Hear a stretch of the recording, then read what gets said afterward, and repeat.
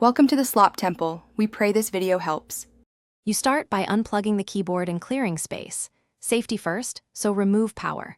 Next, strip back the outer jacket about 1 inch where you suspect the break, exposing inner wires. Once done, test continuity with a multimeter to confirm which conductor is damaged. Mark that wire. Make sure to keep small parts organized and set your soldering iron to a medium heat. You're now ready to separate and clean the frayed conductors for repair. You'll now focus on the actual splice. Trim each damaged conductor back to fresh copper, then tin the exposed ends with a thin solder coating to improve contact.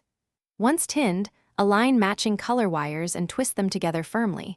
This creates mechanical strength before soldering. Then solder each twisted joint with a quick wetting motion, no puddles, just enough to flow.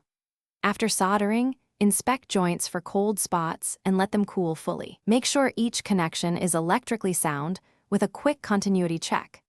You finish by insulating each conductor separately using short heat shrink tubes or tight electrical tape. This prevents shorts and keeps signal integrity. Once individual insulation is secure, bundle the wires and apply a larger heat shrink or wrap to recreate strain relief, then gently heat shrink if used. After cooling, plug in the keyboard and run a full key test. Press every key and wiggle the cable to ensure no intermittent faults. If keys drop out, recheck soldered joints and continuity.